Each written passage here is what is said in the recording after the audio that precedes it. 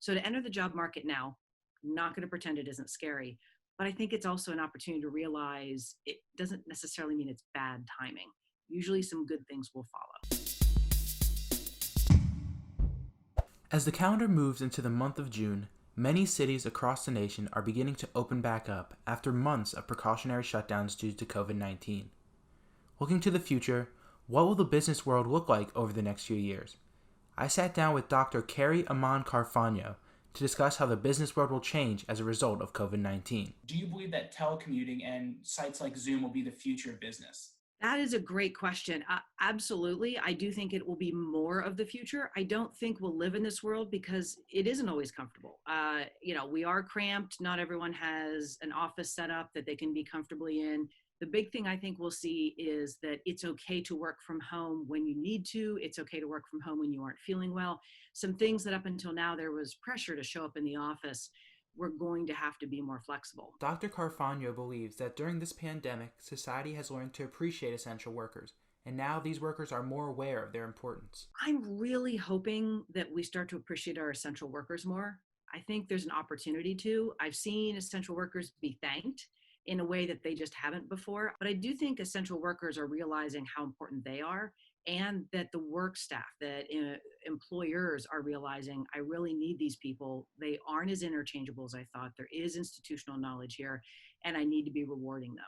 And for those entering the job market for the first time, Dr. Carfagno believes that reality may actually be more optimistic than our perceptions. Entering the job force right now has got to be scary. Let's not pretend. Right? Companies aren't sure what they need and how they need it. Things have been disrupted. They're not sure about their revenue. Managers are worried. One of the things I actually told my daughter, who's entering the job force now, is I don't think this is a bad time to enter the job force. If you look at kind of the cycle of how things are, we have dips, we have recessions, we even have depressions, but they're often followed by a bump. Which industry, in your opinion, do you think is going to change the most? Not necessarily for the better, but will have the most change after this? I think fossil fuels, the fossil fuel industry, whether that is shale or oil or coal, they're realizing, I mean, they were struggling beforehand. We have coal companies going bankrupt. We have oil that just hasn't met the exploration needs, let alone, what we saw, $- per barrel of oil. I mean, it's unheard of. I think renewable energy is realizing that even on a good day, even if they want to go forward, they need to diversify.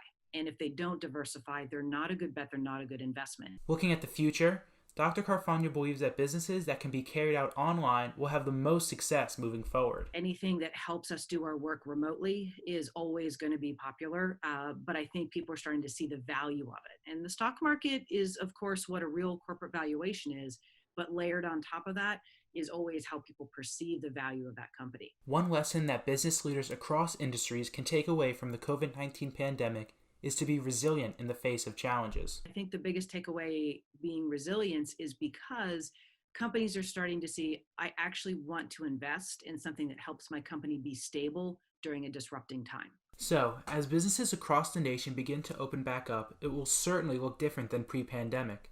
However, in the long run, this change will help businesses and their workers become more resilient and adaptable. For WUVA News, I'm Dylan Castagne.